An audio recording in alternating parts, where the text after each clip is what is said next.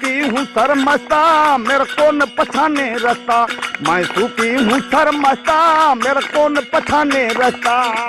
वेझो ॻोठ वारिया मोरी में बीठा आहियूं जिते भाई माता रानी जी जेका असां अॼु पहिरीं वरसी जे सिलसिले में हिते शानदार हिकिड़ी तकरीब रखी वई आहे। इन हवाले सां उनजे भाइरनि सां ॻाल्हि ॿोल कंदासीं। नंढे हूंदे खां ई माना शेवा में लॻल हूंदी असां माना केतिरो बि चवंदा तॾहिं बि माना इन जेको माना माइंड हूंदो दिमाग़ु हूंदो सॼो माना मंदर तरफ़ हूंदो। ॾींहुं राति मंदर में हूंदी। उन खां पोइ रोज़ो रखणु ॿियो रोज़ो छॾणु इन संदो टाइम पहिरीं वर्सी मल्हाए रहिया आहियूं जेके असीं सभु ॿाहिरि सते ॿाहिरि गॾु थिया हिते असां नंढो प्रोग्राम अरेंजमेंट कयो आहे। जो कि ये पंहिंजे धर्म सां इनखे वॾो लगाव हूंदो माना इन माता रानी जी शेवा करे पई। ठीकु है।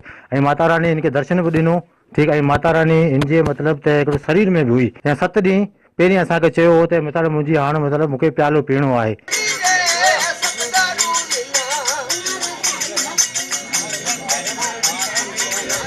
बेड़ी वे आई मांजी दीकरी बधाई ली हाथा भायारी बेन हती जे गई तो माँ पर खास खुशी हम मोकल ले गई।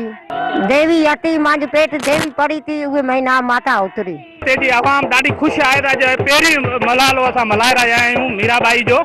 इन जे असां ॾाढा ख़ुशि आहियूं। जीअं त हिते मीराबाई वचन कयो त भाई मां हिंगलाज जो मंदरु हिते ठाहींदुसि। नाब कमल में नाम उठावा हृदय कवल विच जोत जगावा बमर गुफा में फेरी पावा मोहन मेरे संग हंसता मोहन मेरे संग हंसता मैं सूफी हूँ सरमस्ता मेरे को न पछाने रास्ता मैं सूफी हूँ सरमस्ता मेरे को न पछाने रास्ता।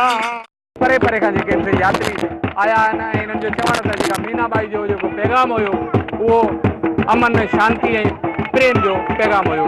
कैमरामैन कुमार सां गॾु राजा सिंध टीवी न्यूज़।